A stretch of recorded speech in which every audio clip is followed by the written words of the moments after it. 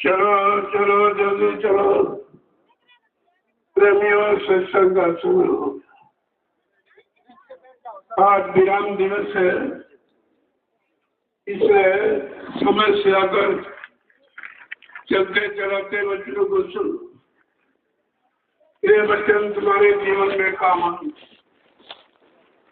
जो कुछ आपने आज तक पढ़ा है या जो देखा सुना है वो सब यही छूट जाए।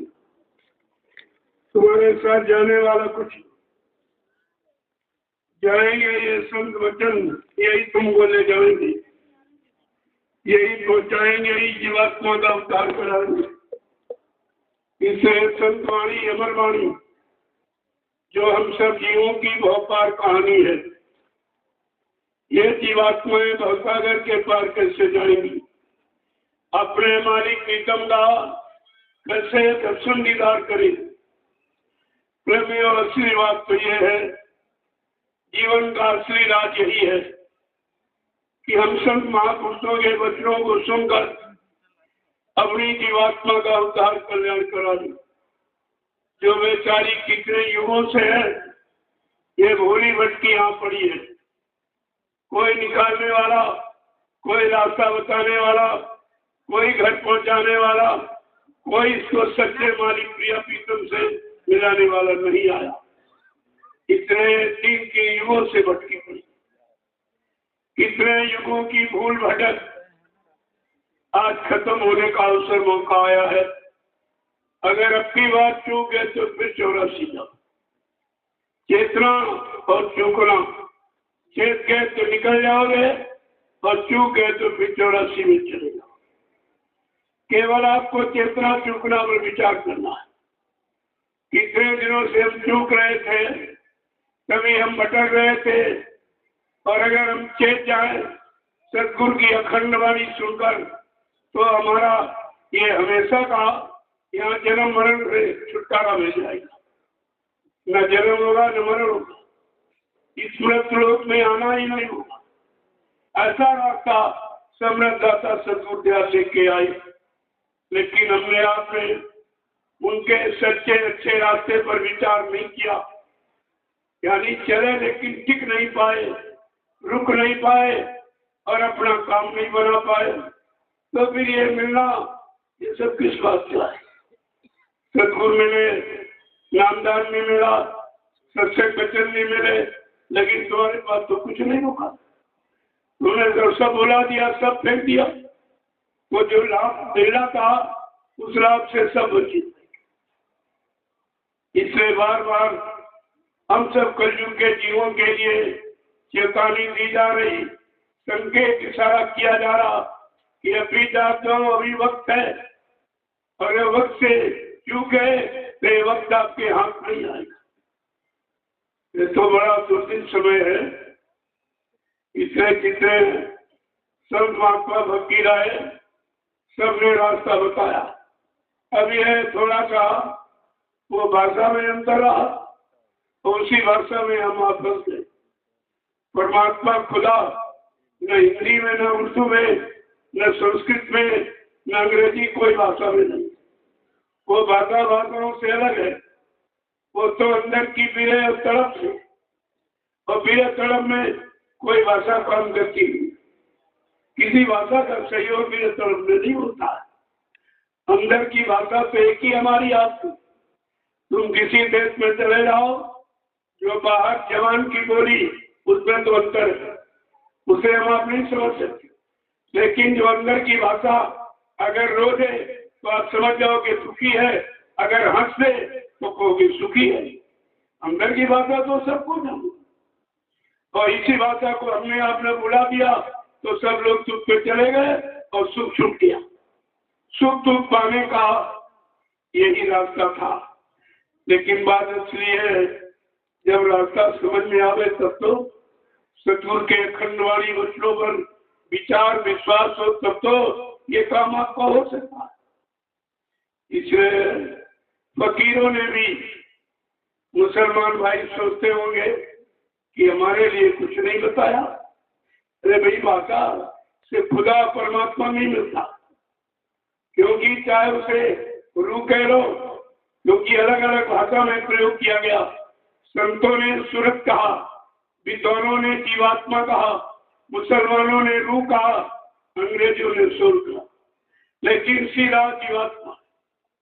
इसके सिवा कितने तुम नाम रख लो, पर्यायवाची कितने नाम आप रख लीजिए, वो बात अलग है, लेकिन सीधा है कि जीवात्मा और परमात्मा। जीवात्मा परमात्मा का अंश है। अब ये अंश किसी तरह आके यहाँ फंस गया है। ये फंस कैसे गया, जरा सुन लीजिए, आपकी समझ में आ जाएगा।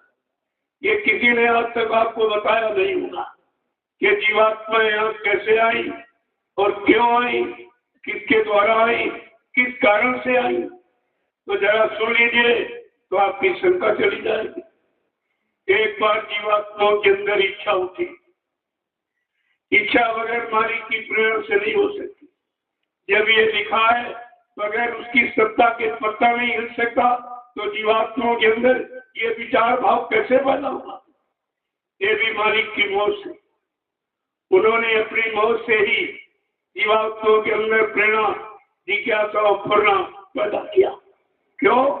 इसको मृत्युलोक से सत्यलोक की जानकारी देनी थी, पूरी जानकारी देनी थी और नाम की महिमा बतानी थी और सतगुरु की दया कृपा बतानी थी। इसलिए ये मौत फरमाई। तो जीवात्माओं के अंदर इच्छा उठी, क्योंकि ये सबसे ऊपर के लोग सतलोक सचखंड अनामी धाम में बैठे। इसने सोचा कि शायद नीचे के लोगों में इससे अच्छा हो, तो कहने लगी कि मालिक एक बार हमको नीचे के लोगों में भेज दो, बड़ी इच्छा देखने की हो रही है। सत्पुरुष ने बहुत तेरा समझाया कि देश पागल मत बन, सबसे नीचे काल माया के देश है, बहुत गंदा, वहाँ दुख सुख है, लड़ाई झगड़े हैं, वहाँ जन्म मरण है, पाप और पुण्य है, ये सब वहाँ भरा पड़ा। लेकिन इतनी प्रेरणा पैदा करती थी कि बार बार कहती नहीं, एक बार इच्छा हो रही आप भेजती। ठीक, अगर तुम्हारी ऐसी अगर हट है, ऐसा विचार है, जाने की इच्छा तो ठीक।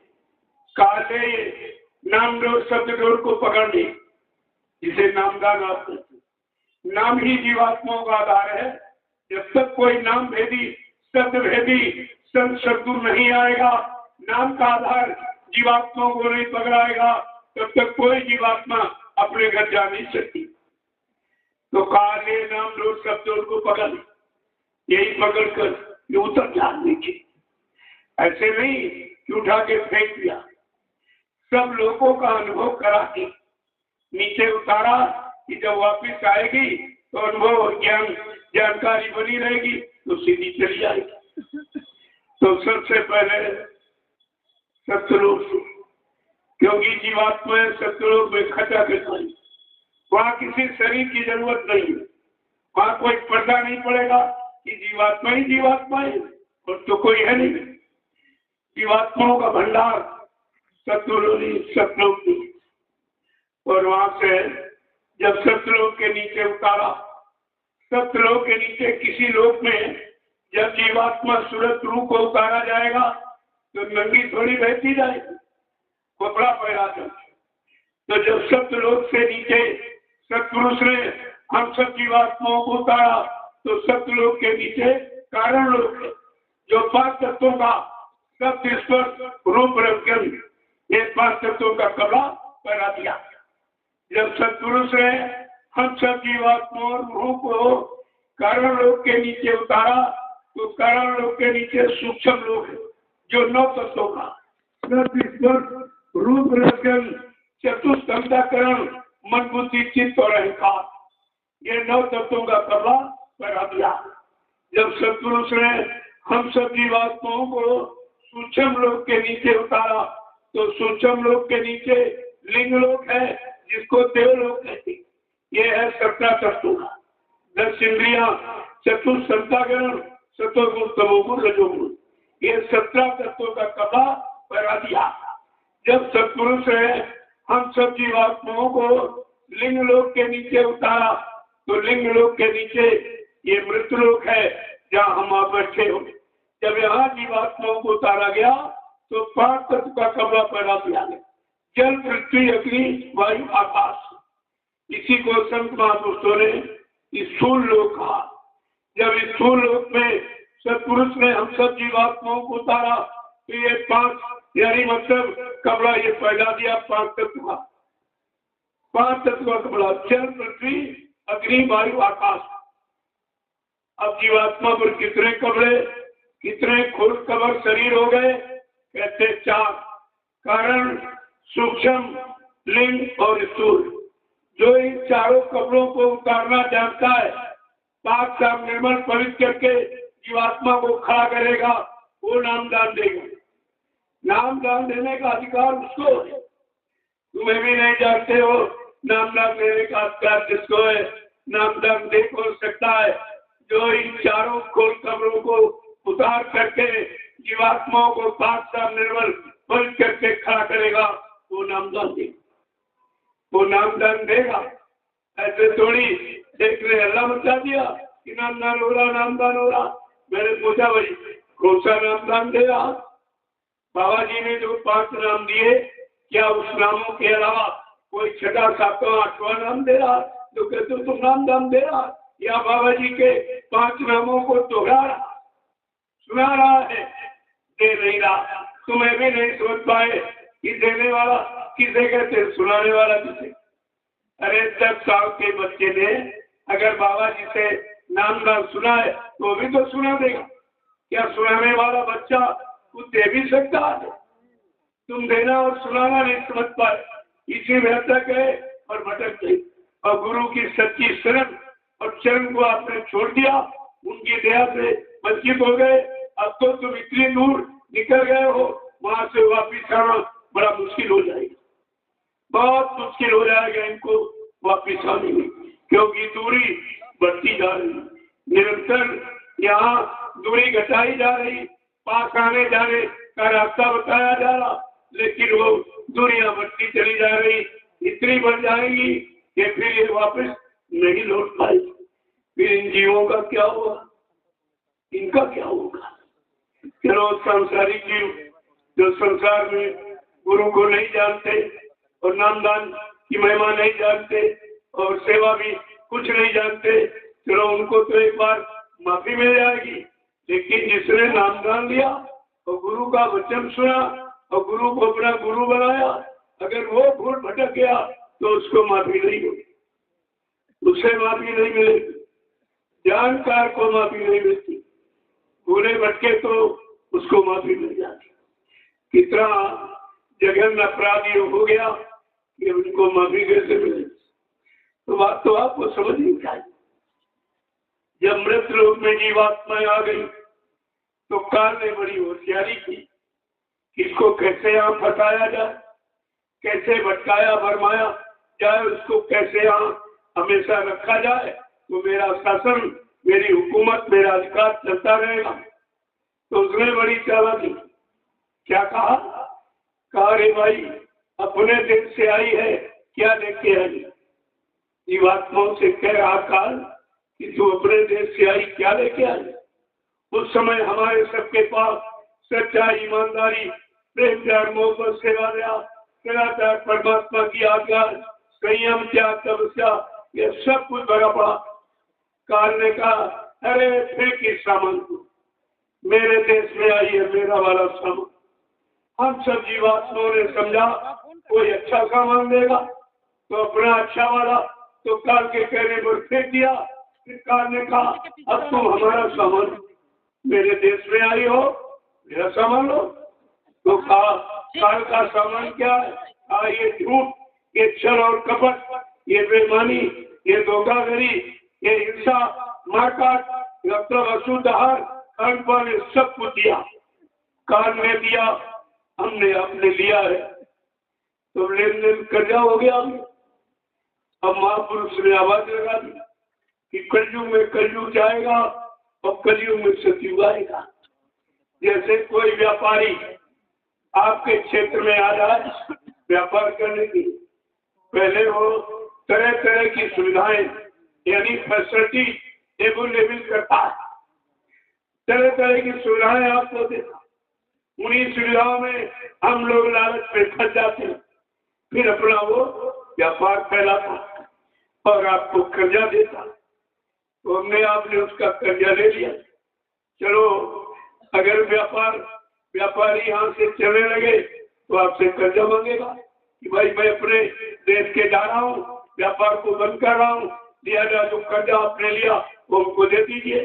तो रुपए, पैसे, धन दौलत, सामान का कर्जा आप दे सकते हो, लेकिन काल का कर्जा जो आपने लिया वो कैसे दोगे? कुंडलों शराब पी के पेशाब बना दिया, क्या आप लौटा सकते हो? कुंडलों मुर्गा भी खा के लैट्रिन बना दिया, क्या आप दे सकते हो? इनकी निंदा, उनकी बुराई, इनको मार काट, हिंसा, कतलेआम, व्यभिचार, तुचार और छल कपट, ये सब कुछ आपने किया। ये कर्म कर्जा आप कैसे लौटाओगे? जब तक एक कर्म कर्जा नहीं दोगे यहाँ से हो जाने नहीं देगा। जब चलोगे कहेगा मेरा कर्जा दिए जाओ, और आप ये दे नहीं सकते। इसलिए सम्राट सतगुरुदाता बाबा जय गुरुदेव जी महाराज है, उन्होंने कर्म कर्जे निपटारे की ही युक्ति बताई। क्या युक्ति बताई? कि अगर शरीर से कोई तुमने बुरा कर्म, कोई पाप कर्म कर डाला तो शरीर द्वारा सेवा में लगा देंगे, परमार्थी सेवा में लगा देंगे, कर्म कर्जा आपका निपट जाए। अगर मन से कोई पाप किया तो मन तुम्हारा सुमरन ज्ञान भजन में लगा दे, कर्जा उतार कर। अगर तुमने जमान वाणी से कोई निंदा, आलोचना, बुराई, कोई क्रिटिसाइज किया, कोई भद्दे अश्लील शब्दों का प्रयोग किया तो तुम्हारी वाणी अपने समय के सत्य वचनों के प्रचार में लगा करके ये भी तुम्हारा कर्म कर्जा निपटा देंगे। अगर धन से कोई पाप किया तो धन तुम्हारा सेवा में लेकर और परमार्थिक काम में लगा देंगे, जिससे लाखों लोग भविष्य में लाभ उठाएंगे। इसके द्वारा तुम्हारा धन संबंधी कर्जा निपटा देंगे। अगर तुमने अन्न खा के कोई पाप किया तो तुम्हारा अन्न भंडारों में लेकर सेवा के रूप में रोटी बनाकर उन प्रेमियों को खिलाई जाएगी जो रोटी खा के भजन करेंगे, उससे तुम्हारा कर्म कर्जा निपटा दिया जाए। जो किसी ने ये काम नहीं किया वो काम करने के लिए आए, और हमने आपने ऐसे अपने सबक परम हितैषी और शुभचिंतक रहबर मालिक को पहचान नहीं पाया, जो हमारे कर्म कर्जे के निपटारे के लिए आए। ये कर्म कर्जा न राम ने उतारा न कृष्ण उतारा। जिनको आप भगवान कहते हो, भगवान के उसकी बात नहीं। उनका तो इतिहास है कि भगवान ने अपने पिता को नहीं माफ किया। क्या कर्म हो गया था खराब कि श्रवण कुमार की हत्या हो गई। धोखे में एक भक्त श्रवण कुमार की हत्या। इस कर्म कर्जे को भगवान राम ने पिता को माफ नहीं किया। लोगों ने कहा आपके पिताजी है, माफ कर दीजिए। कहते कुछ नहीं, मैंने कर्मों के आधार पर विश्व की रचना की है, इसलिए मैं अपने विधान, संविधान, सिद्धांत में कभी समझौता नहीं करता हूँ। और भगवान राम ने कानून बना के बता दिया, मैं किसी को माफ नहीं कर सकता, हमको माफ करने का अधिकार नहीं है। हमको तो इस काल की सृष्टि में यानी मतलब सुधार के लिए भेजा गया कि जाओ इनको समझाना बुझाना, धर्म कर्म कर ले आना, सच्चे अच्छे काम में लगा देना। ये सब चरित्रवान, सब शाकाहारी बन जाए तो देश समाज सुधर जाएगा, सबको लाभ मिल जाएगा। इस पर अगर न माने तो मार काट देना, अगर ना माने तो मार काट देना। उन्होंने आदेश हुकुम का पालन किया, पहले समझाया बुझाया, और नहीं माने तो देखो हिरण्याकश्यप को मार दिया। रावण इतना बड़ा विद्वान था, ब्राह्मण था, और ब्रह्मा विष्णु महादेव को अपनी तपस्या साधना से वश में कर लिया था, लेकिन समय के जगह राम नाम को नहीं पहचान पाया। राम में शंका, नाम में शंका थी। कहता था ये राम भगवान नहीं है, ये राम नाम भी भगवान का नहीं। इन्हीं शंकाओं में सोने की लंका चली, शंका में लंका खो बैठा। शंका कितनी बुरी खराब। अगर ये शंका आपके परिवार में आ जाए तो भाई भाई में तुरंत बंटवारा करा दे। अगर यही शंका पति पत्नी के बीच आ जाए, कोर्ट कचहरी मुकदमा अदालत तलाक करा देते। कितनी खराब है शंका। और आज आपने अपने समृद्ध गुरु में शंका, उनके वचनों में, उनकी नाम की युक्ति में जो आपने शंका की, इससे आपने अपने गुरु की दया खो दी। दया तो रुपए वैसे से मोल नहीं मिलती, ये तो आपको कहीं मिली नहीं, इसका कोई बाजार दुकान थोड़ी लगा हुआ। ये संत महापुरुषों के मौत मर्जी पर निर्भर किस तरह से कैसे खुश हो जाए, अपना दया का भंडार लुटा देती हो। लोगों कितनी बड़ी भूल चूक। ये माफी का अभियान या किसी ने चलाया नहीं सर, न ऋषि मुनियों ने चलाया, न अवतारी शक्तियों ने, न ज्ञानी विज्ञानियों ने, किसी ने नहीं चलाया। ये माफी का अभियान केवल समृद्धदाता सद्गुरु दयाल ने चलाया। और हमें आपको माफी यानी करने का पूरा संदेश दिया कि मैं सबको माफ कर दूंगा अगर तुम मेरी बात को मान लो, मेरे वचनों को मान लो। और मैंने जो नाम की युक्ति दी है, सुबह शाम आत्मा के घाट पर बैठकर मन बुद्धि चित्त को रोककर अगर नाम की कमाई करने लगो, इतना पापों का ढेर जमा, ये सब जल के राख हो जाएगा। कि नाम एक चिंगारी है, जैसे फूस का ढेर कितना बड़ा, एक चिंगारी आपके डाल दीजिए और जैसे हवा का सहयोग मिला तो वो चिंगारी पूरे ढेर को जला के राख कर देगी। इसीलिए नाम एक चिंगारी है और संत महापुरुषों की के सत्संग वचन ये हवा का काम करती। जैसे ये वचन तुम्हारी समझ में आ गए और चिंगारी जैसे वो पाप के ढेर पर डाली तो जल करके सब राख हो जाएगा। कितना बड़ा काम जो सृष्टि में पाप नष्ट करने का किसी ने किया ही। यहाँ तो पाप की सजा दी गई। आज भी आप किसी को करोड़ों रुपए दो, कितना ज्ञानी विज्ञानी धनवान बलवान बुद्धिमान हो, तो 1 करोड़ रुपए ले लीजिए, हमारा एक पाप काट दीजिए। ये काम नहीं कोई कर सकता।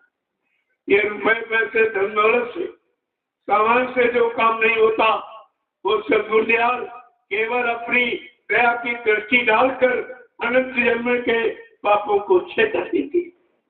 कितना बड़ा काम करने आए और हम आप उन्हीं को पहचान नहीं पाए, तो फिर ये पापों से मुक्त तुम्हें कौन करेगा।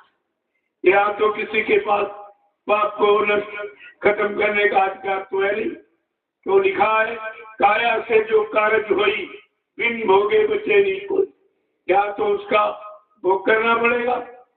तो कहने का मतलब ये है, जब हम कानून संविधान सिद्धांत नीतियों को भूल जाते हैं, वहीं पर हम भूल भरम में चले जाते। भगवान राम ने रामचरित मानस में केवल अपने यानी जो नियम सिद्धांत कानून बनाया और सिद्धांत उन्हीं का वर्णन किया। उन्होंने बताया कि मेरे कर्मों के आधार पर विश्व की रचना की, कि कर्म प्रभा ने विश्व रची राखा और जो जस करी ये सुख फल जागा। बड़े साफ शब्दों में कहा, जो जैसा करेगा मैं उसका परिणाम जजमेंट दे सकता हूँ, ना माफ कर सकता हूँ, ना खत्म कर सकता हूँ, ना अदला बदली कर सकता। ये नहीं पुण्य से पाप की अदला बदली हो जाए, ऐसा नहीं है, क्योंकि एक दूसरे के विरोध है, विरोधाभास है। जैसे मतलब यानी सूर्य और चंद्रमा एक साथ नहीं है, झूठ और सत्य एक साथ नहीं सकता, धर्म धर्म एक साथ नहीं रह सकता, ऐसे पाप पुण्य भी एक साथ नहीं रह सकता। ऐसा नहीं कि पुण्य से पुण्य करो पाप तुम्हारे मिट जाए, ऐसा नहीं। पुण्य करोगे उसका फल अलग, पाप करोगे उसका फल अलग। उन्होंने स्पष्ट करके कहा कि मैं कौन हूँ और क्या कर सकता हूँ, कि काल ने मैं तिन कर भ्राता और सुबह आंसू कर्म फल दाता। मैं महाकाल के हुक्म से आया हूँ इस काल नगरी में। काल के बात मानने वाले, काल के सामोनों में फंसे वाले तुम सब मेरे भाई हो। अरे भाइयों, मैं तुम्हारे शरीर और इंद्रियों के द्वारा जो भी अच्छा बुरा पाप कर्म करोगे, मैं उसकी माफी नहीं दे सकता, मैं तुम्हें माफ नहीं कर सकता हूँ, ये अधिकार मेरे पास नहीं। बड़े साफ शब्दों में फिर तुम मूर्ति के आगे पाप कर्मों की माफी मांगो। अरे जब सामने थे तो उन्होंने कहा मैं पाप कर्म को नहीं माफ कर सकता, जब सामने थे तब। अब तो फोटो मूर्ति रह गई तो मूर्ति और ये कागज कैलेंडर तुम्हारे पास को थोड़ी माफ कर देगा। जब सामने थे तब ये कहा। आपको ये सब समझना चाहिए। इसीलिए संत महापुरुषों ने काल के विधान को पूरा और दयाल के यानी मतलब माफी विधान को भी पूरा सामने रखा, ताकि आपकी समझ में आ जाए कि काल किसे कहते हैं और दयाल किसे कहते हैं। काल क्या काम करता है, दयाल क्या काम करता है। काल फंसाने का काम, दयाल निकालने का काम बिल्कुल उल्टा है। काल कितनी कोशिश कर रहा आपको फंसाने के लिए, तरह तरह से लुभावनी वाले आपके सामने सामान रखा और आप उसी में फंस गए। तुम समझते थे ये मेरे लिए है, तुम्हारे लिए नहीं, तुम्हारे फंसने के लिए, फंसाने के लिए। तुम्हारा सामान नहीं है, अगर तुम्हारा होता तो तुम्हारे अनुसार चला जाता। आप देखते हो किसी की पत्नी छीन ली, किसी का पति छीन लिया, किसी का भाई बेटा माँ बाप छीन ले, तुम कह सकते हो कुछ? अगर तुम्हारे होते तो तुम्हारे अनुसार जाते, तुमसे पूछ के जाते, या चलो चले गए, कोई चिट्ठी कोई खबर आपको देते। इतने भर भी आपकी समझ में नहीं आया कि हमारा कोई नहीं। मैं माँ के गर्भ पेट से अकेले आया हूँ और अकेले नंगा आया और नंगा ही जाऊंगा, अकेले आया था। कोई पत्नी कोई बाल बच्चे भाई बिरादर आप लेके नहीं आए। ये तो सामान आपका बीच में दे दिया गया, जो तुम्हारा कोई कर्म कर्जा रहा होगा। कर्म कर्जे निपटाने के लिए कोई बेटा बन गया, कोई बेटी बन गई, कोई पत्नी पति माँ बाप भाई बन गए, कोई अचानक आपके दरवाजे मांगने आ जाता है, आप दे देते हो, ये भी तुम्हारा लेन देन। एक तरीके से नहीं, हजारों तरीके से हमने आपने कर्म कर्जा ही लिया है। आज तक कर्म कर्जे को कभी निपटाया नहीं, क्योंकि कर्म कर्जे का निपटाना हमें मालूम नहीं था। इसीलिए कहा गिरी बदरिया पाप की बरस रहे अंगार, और संत आते जगत में तो जड़ मरता संसार। अगर संत महापुरुषों का आगमन इस कलयुग में न हुआ होता तो हम सब जीवात्माओं के काल माया के देश से छुटकारा कभी नहीं मिलता। हम सब इसी नर्क में पड़े रहते, जब राजा की मार जूतियां खाते रहते, कोई बचाने वाला तो था नहीं। कितने युगों का भूला बिछड़ा हमारा काम बिगड़ा, उसे ठीक करने के लिए आए। हमने आपने उन्हीं को पहचान नहीं पाया, उन्हीं को अपना नहीं बना पाया, अपना कोई भी काम परमार्थी उनसे नहीं करा पाया। ये कितनी बड़ी भूल है और कितनी बड़ी हानि है। क्या ये हानि रुपए पैसे सामान से कोई पूरी कर सकता है? यह सब जानकारी आपको नहीं चाहिए। जय गुरुदेव, जय गुरुदेव, जय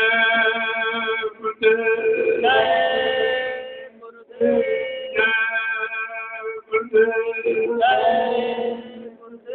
जय गुरुदेव नाम किसका, जय गुरुदेव नाम किसका, जय गुरुदेव नाम किसका, प्रभु का प्यारा नाम। सम्राट दाता दयालु पूज्य स्वामी जी महाराज, आज होली मिलन महोत्सव के पावन पर्व पर देश के कोने कोने से आए सत्संगी प्रेमी जनों, गांव में आवास निवास करने वाले समस्त धर्म प्रेमी माताएं बहने पुरुष, देवी देवता मंदिर मस्जिद पर आस्था विश्वास रखने वाले हिंदू और मुसलमान, बड़े सौभाग्य का दिन पावन घड़ी, जो आज आपको खुशी मनाने का अवसर मिला है। वैसे आप रात दिन रोए रहे हो, इतने परेशानियां, इतनी बीमारियां, इतने लड़ाई झगड़े, इतने बखेड़े, इतनी दुर्घटनाएं खड़ी हो गई कि रोने के सिवा खुशी मनाने का अवसर है ही नहीं। ये तो महात्माओं की दया हो गई जो आपको त्योहार दे दिया उन्होंने। इस त्योहार में कम से कम आप चंद घंटे कुछ न कुछ तो खुशी मनाई देती। अगर ये भी ना दया की होती महात्माओं ने तो ये त्योहार बना के न दिए होते तो मैं आपको खुशी मनाने का कोई अवसर नहीं था। पारंपरिक लोगों से मिलने का, प्रेम प्यार मोहब्बत सेवा दया सदाचार परमात्मा की यादगार का अवसर ही नहीं मिलता। और माँ बहन बेटी बहू की फर्क पहचान भी आपको नहीं होता। जब इतना मसाला आपको दिया गया समझने का सच्चा और अच्छा, तब तो आप खराब हो गए। जब इतना मसाला मौजूद था तब आप खराब हो गए। अगर ये कुछ न होता तब तो ये बिल्कुल सब खराब ही खराब, कोई अच्छे का नामो निशान नहीं होता। लोग ये नहीं समझ पाते कि अच्छा भी कुछ होता क्या अच्छा भी कुछ होता, ये भी नहीं समझ पाते। तो कितनी बड़ी दया हुई है। आप इस होली मिलन महोत्सव में शामिल सभी खुदा, ये तुम्हारा पुण्य कर्मों का बहार है जो तुमको घसीट के ले आया। तुम नहीं आए हो, तुम्हारा पुण्य कर्म तुमको लेके आया। इसीलिए पुण्य कर्म 3 युग में सिखाए गए कि शरीर इंद्रियों से जब पूजा पाठ तीर्थ दान हवन जब गंगा स्नान करते रहोगे तो तुम्हारा तन शुद्ध रहेगा, मन शुद्ध रहेगा, इंद्रियां शुद्ध रहेगी, खान पान शुद्ध रहेगा, संग सोबत शुद्ध करेंगे और सही सच्चे शुद्ध कर्म करेंगे। तो इससे क्या होगा, तुम महात्माओं को पहचानोगे। संत महात्माओं की पहचान के लिए ये कराया गया था। गोस्वामी महाराज ने इशारा करके बताया है कि पुण्य पूंज बिन मिलय ना संता और संत बिना सूझे नहीं पंता। बिना पुण्य कर्मों के संत महात्मा नहीं मिलती और बगैर संत महापुरुषों के जिंदगी का असली रात समझ में नहीं आता कि हम इस जीवन को कैसे जिए। देखो 3 चीजें आपके सामने, जन्म जीवन और मृत्यु। जन्म मृत्यु के बीच में जीवन है आपका। जन्म हो गया है, जीवन जी रहे हो, मृत्यु निश्चित है। लेकिन मृत्यु तक पहुंचने तक अपने जीवन को कैसे निकालें कि दोबारा इस मौत के हवाले में न जाने पाए। मौत के चक्कर में, मौत के शिकंजे में हम फंसने न पावे, हम ऐसा जीवन जी ले। इसलिए संत महापुरुषों ने आपका जीवन शाकाहार सदाचार के लिए कहा कि तुम शाकाहारी सदाचारी बन जाओ तो फिर इस मृत के शिकंजे में तुम कभी नहीं आओ। इतना सच्चा अच्छा रास्ता। अदरवाइज जन्म तो हो ही गया और जीवन जी रहे हो, आगे मृत्यु इंतजार कर रही। इसी जितनी जल्दी तुम्हारा जीवन खत्म हो उतनी जल्दी हमारा भोजन हो जाए। वो तो तुम्हारा इंतजार 24 घंटे कर रही, तुम्हारे पीछे खड़ी है लेकिन तुम उसको देख नहीं सकते। वो तुम्हारा इंतजार कर रही लेकिन आप उस मौत को समझ नहीं सकती, दिखाई नहीं देती है।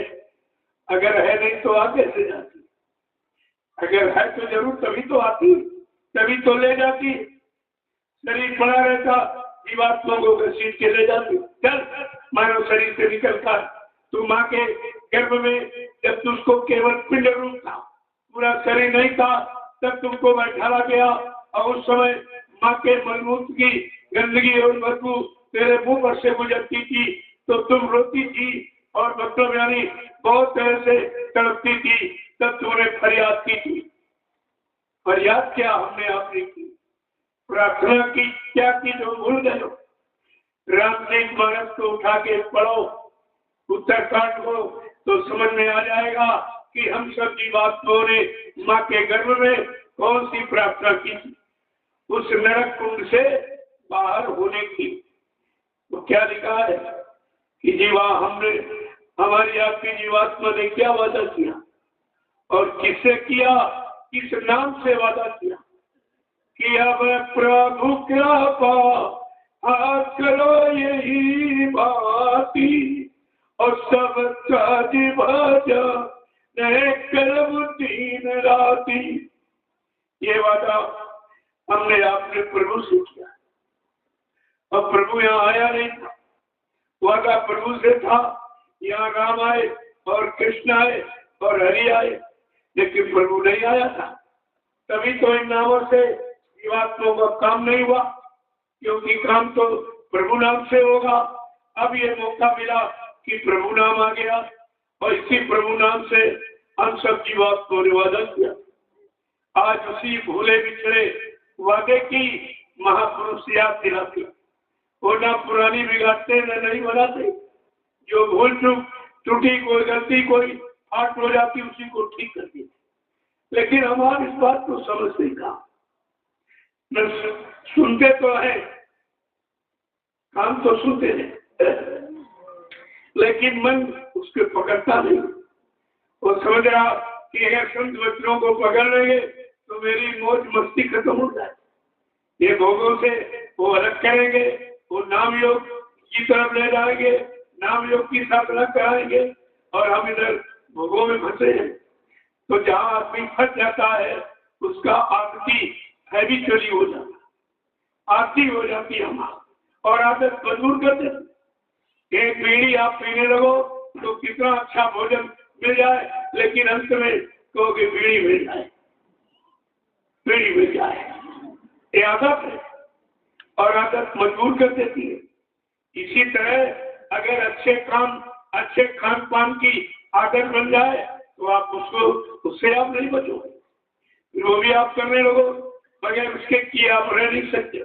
केवल हमें आदत बदलनी और कुछ नहीं करना। आदत की इबादत, आदत की पूजा और आदत की भजन है, लेकिन आदत बदलना तुम्हारे बस की बात नहीं रही है, क्योंकि तुम सराबोर हो गए, बिल्कुल डूब गए हो, फिर वो निकलना बड़ा मुश्किल है। भोगों के दलदल में ये सब बेचारे एकदम फंस गए, केवल चेहरा चेहरा ऊपर, बाकी गर्दन से लेकर नीचे तक सब फंसे पड़े। अब इनको कौन निकालेगा? जो दलदल में जाए हम कूद के निकाले तो वो भी तो बच जाए, वो भी बच जाएगा। इसलिए जो दलदल से निकला अलग खड़ा है और जिसके पास डोरी रस्सी है, ये नाम डोर सदरोर यही पकड़ाकर जीवात्माओं को उधर दलदल से निकालते और निकाल करके घर पहुंचाते। देखो कितना बड़ा काम आपके साथ किया जा रहा है या होने वाला है, लेकिन आप उसे समझ नहीं पा रहे हो। तो बिना सत्संग के तो समझ में आएगा नहीं, क्योंकि और कहीं एक चर्चा होती, सब जगह शरीर इंद्रियों की चर्चा है। ये करो, रात मिल जाए, पाठ मिल जाए, धन मिल जाए, दौलत औरत मिल जाए, पति मिल जाए, बच्चे मिल जाए, इसके सिवा भगवान मिल जाए या अपना घर मिल जाए, अपना मालिक मिल जाए, ये तो कोई नहीं बताता, क्योंकि ये जानकारी किसी को। इस भौतिक जगत में अध्यात्म की जानकारी संत महापुरुषों के सिवा किसी को और कोई नहीं जानता कि अध्यात्म किसे कहते। इसलिए एक एक वचन को आपको ध्यान में रखना चाहिए। इसलिए महापुरुषों ने सत्संग वचनों की महिमा कहते हुए जीवों को समझाने का पूरा प्रयास किया। क्या कह रहे हैं, जरा उनके वचन सुन लीजिए कि सत्संग सार है जीवन का, सत्संग सार है जीवन का, ये जीव बिचारा क्या जाने, जीव बिचारा क्या जाने, जो फंसे काल के चक्कर में, जो फंसे काल के चक्कर में, सत्संग में आना क्या जाने, सत्संग में आना क्या जाने, जो बाल माया के चक्कर में फंसे तो सत्संग में नहीं आ सकते। आ जाएंगे तो वचन समझ में नहीं आएंगे। अगर आ भी गया कहते जहाँ कथा होती हर की वहां न रुचि लागे नर की, या सोवे या बातें करे जरूर। लेकिन सत्संग चलो कितने लोग घूम रहे हैं, क्या इसके काम नहीं? क्या इनको ये नहीं चाहिए? क्या इनको अपनी जीवात्मा का उद्धार कल्याण नहीं चाहिए? या इनको परमात्मा से मिलना नहीं अच्छा लगता? लेकिन नहीं समझ में आ रहा। कितने लोग चल रहे घूम रहे, कुछ समझ में नहीं उनके आ रहा। और ये कहीं आपको मिलेगा नहीं। परमात्मा से मिलाना ये युक्ति कोई नहीं देगा। आप परमात्मा की चर्चा करेंगे, उसका खर्चा लेंगे, लेकिन मिलाने का दावा नहीं करेंगे कि हम तुमको मिला देंगे। तो ऐसी खर्चा करने से लाभ क्यों मिला? केवल चर्चा का खर्चा इतना और मिलाने में कोई खर्चा नहीं। यहाँ तो आपसे कोई खर्चा नहीं किया जा रहा और मिलाने का और मिलने का पूरा वादा किया जा रहा। अगर आप शाकाहारी बन जाए और नाम की कमाई आत्मा के घाट पर मन बुद्धि चित्त को रोककर सुबह शाम एक एक घंटा करने लगे तो ये तो निश्चय है कि जीवात्मा परमात्मा का दर्शन करेगी, उसे दर्शन मिल जाएगा और किसी युक्ति से नहीं मिलेगा। कोई अगर पूजा पाठ तीर्थ व्रत दान हवन जप गंगा स्नान जो आपने कितने समय 3 युगों से कर रहे हो, किसी को भगवान मिला? किसी को भी देवी देवता कोई मिले जिनकी आप पूजा करते हैं? पूजा का मतलब सेवा, सेवा पुण्य विदा। जब पुण्य के और सेवा के और दया के भाव पैदा हो उसको प्रेमियों पूजा कहती है। तो पूजा सेवा किसकी की जाए? जिंदगी की मुर्दे की सेवा। अरे भाई जिंदे की सेवा करोगे कि मुर्दे की सेवा करोगे? जल की सेवा की चेतन की? और तुम तो जल की सेवा, पत्थर कागज इसी की सेवा करो, पानी की। और इससे कोई भगवान मिलने वाला है? इसे तो शरीर शुद्धि के लिए आपको सिखाया गया था कि अगर तन मन आपका शुद्ध रहेगा तो महात्माओं की संतों की बात तुम्हारी समझ में आ जाएगी और तुम उनकी शरण में पहुंचकर अपना ये काम बना सकते हो। इसलिए आपको सिखाया गया। और सीखने का मतलब अभ्यास। तो तुम्हारा जीवन सब सीखने में जाना मिलेगा तो। अरे भाई ट्रेनिंग करो और ट्रेनिंग के बाद नौकरी ना मिले, यही कहोगे ट्रेनिंग का मतलब क्या? बेकार है ट्रेनिंग किया। उसी तरह से इतने दिन आप पूजा पाठ तीर्थ व्रत दान हवन जप गंगा स्नान का अभ्यास कर रहे हो, लेकिन उस अभ्यास का जो फल परमात्मा की प्राप्ति देवी देवताओं की प्राप्ति वो तो आपका काम हुआ नहीं। फिर इनका करने का मतलब क्या निकला? यानी सब झूठ शब्द होगा और अभी तक नहीं सुन पाए। तब अब की बार कुदरत ने फैसला लिया कि उसने देखा कि 3 युग निकल गए, ये बेचारे इसी पत्थर का जल पूजा में फंसे जहाँ न कोई देने वाला, न कोई लेने वाला, न कोई बोलने वाला, न सिखाने वाला, अच्छा सिखाने वाला, न बुरा बंद कराने वाला कोई नहीं। और कहा ये समझ भी नहीं रहे। तब कहा चलो इनको एक रिजल्ट एक फैसला कर। तो क्या किया? इतने तुम्हारे धर्म स्थल थे, मंदिर मस्जिद गिरजा गुरुद्वारे सब में ताले लगा दिए। क्या कभी आपने किसी इतिहास में पढ़ा है कि धर्म स्थलों में कभी ताले लगाए गए थे? देखो कलयुग ये भी करना, ये कलयुग जा रहा है कैसे कैसे काम कर रहा। तुमको धर्म कर्म मानवता इंसानियत से अलग करना, प्रेम प्यार मोहब्बत और दया सबसे अलग कर रहा, परमात्मा की याद से अलग कर रहा, पूजा पाठ से भी आपको हटा रहा। ये काल कलयुग के जाने का संकेत है। जाने में ये सब काम है। जैसे तूफान आता है, जब तुम्हारे पास से जाता तो जाता सबको पेड़ पौधों को एकदम गिराता, उखाड़ता, मकानों को गिराता चला जाता। अगर ऐसा वो न करे तो आप कभी नहीं कहोगे तूफान आया। तूफान का प्रमाण है। जब वो काम करके दिखाता तभी आप मानते हो कि बहुत बड़ा तूफान आया। उसने कुछ नहीं रखा, सब तू धराशायी कर दिया। इसीलिए कलयुग जा रहा है और सब ये काम कर रहा है। आप देख रहे हो इसी युग में ये काम नहीं हुआ कि धर्म स्थलों पर ताला लगा दिया गया। वो भी शासन प्रशासन यानी जिम्मेदार लोग और जो धर्म को खुद ही मानते, धर्म के नाम पर आज सत्ता चला रहे, उन्होंने ही सब किया। तो आपको तो समझ लेना चाहिए कि कुदरत ने फैसला क्यों लिया कि हमें आपको जड़ से चेतन की तरफ ले जाना चाहती कि जड़ पूजा में कुछ नहीं।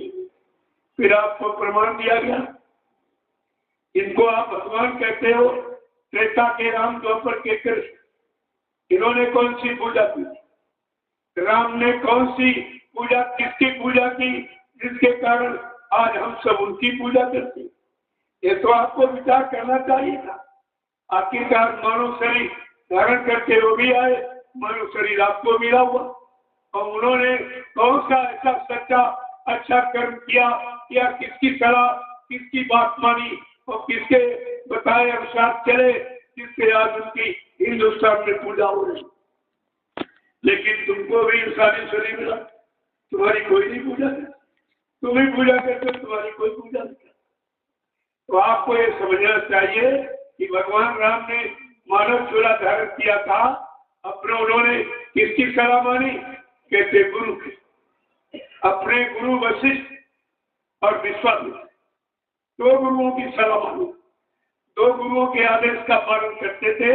जब राजनीति व्यवस्था बिगड़ती थी तो वशिष्ठ जी से भगवान राम सलाह लेते थे, और धर्म व्यवस्था जब बिगड़ती थी तो गुरु विश्वामित्र से सलाह लेते। भगवान को दो दो गुरुओं की जरूरत पड़ी राजनीति धर्म चलाने के लिए। आज कलयुग का इंसान क्या कह रहा? गुरु कुछ नहीं, कहते गुरु कुछ नहीं। तो देख लो राजनीति धर्म व्यवस्था चलाई जा रही कि घसीटी जा रही, और घसीटने में तुम्हारे चिथड़े उड़ जाएंगे, चिथड़े उड़ जाएंगे आपकी, उड़ रहे हैं, अभी समझ नहीं पा रहे आगे कितना खराब समय आने को खड़ा है। उसी खराब समय से बचने बचाने के लिए ये सत्संग वचन आपको सुना जा रही और आपसे प्रार्थना करते। कोई मारपीट, कोई अपमानित यानी अभद्र व्यवहार, कोई अपमानित, कोई गंदे शब्दों का प्रयोग करके नहीं, आपसे प्रार्थना करके, आपका सम्मान करके, सब कुछ आपको देकर ये बताया जा रहा कि आगे का समय खराब, आप उस खराब समय से बचने के लिए ये सामान ले लीजिए, शाकाहारी हो जाइए और समय के जगह जय गुरुदेव नाम का जाप करने लग जाए। तो ये सब तुम्हारी परेशानी चल जाए, सारी मुसीबत कटी जाए। खराब समय आएगा लेकिन तुमको कोई एहसास नहीं होगा, तुम्हें कोई तकलीफ नहीं होगी, क्योंकि आपको जानकारी पहले से कि गुरु ने बताया था कि खराब समय आ रहा है, आ गया। तो आपको बल्कि ये होगा कि हमारे गुरु बहुत सच्चे, जो कुछ कहा सब सामने देखो हो रहा, आपको तकलीफ नहीं होगी। यद्य परेशानी में आप भी खड़े होंगे, लेकिन एक तरफ गुरु का वचन जानकारी दे रहा, सत्यता का प्रमाण प्रस्तुत कर रहा कि जो कुछ कहा ये सब हो रहा है, तो उनको कोई परेशानी नहीं होती, उनको बल्कि खुशी होती कि हमारे गुरु ने जो कुछ कहा आज तो वही हो रहा, उन्हें खुशी होती। और बाकी अज्ञानी बेचारे रोने लगते, तो रोते चिल्लाते। यही जानकार और अज्ञान में ही फर्क, यही ज्ञान अज्ञान में फर्क, और आपको समझना चाहिए। इसलिए सत्संग वचनों को सुनना बहुत जरूरी है, क्योंकि और कोई कथा वार्ता सुन करके तुम कलयुग की विषम परिस्थितियों से अपने आप को बचा नहीं सकते। और तो समय की जानकारी आपको मिली चाहिए। तो क्या कहा गया कि सत्संग सार है ये जीवन का, सत्संग सार है जीवन का, ये जीव बेचारा क्या जाने, जीव बेचारा क्या जाने, जो फंसे काल के चक्कर में, जो फंसे काल के चक्कर में। ये सत्संग में आना क्या जाने, सत्संग में आना क्या जाने। इन सतगुरु दर से नहीं पाया, जिन सतगुरु तरस नहीं पाया। वो पाप मिटाना क्या जाने, तो पापे मिटाना क्या जाने। सतगुरुआ देश नहीं माना, सतगुरु आदेश नहीं माना। वो पुण्य कमाना क्या जाने, तो पुण्य कमाना क्या जाने। निंदा चुगली में फंसे जीवन, निंदा चुगली में फंसे जीवन। परमात्मा कमाना क्या जाने, परमात्मा कमाना क्या जाने। सत्संग सार है जीवन का, सत्संग सार है जीवन का। ये जीव बिचारा क्या जाने, जीवन बेचारा क्या जाने। जो फंसे काल के चक्कर में, जो फंसे काल के चक्कर में। ये सत्संग में आना क्या जाने, सत्संग में आना क्या जाने। अब बेचारे कहते क्या है कि हमारा सुमरन नहीं बनता, हमारा ध्यान नहीं बनता, हमारा भजन नहीं बनता।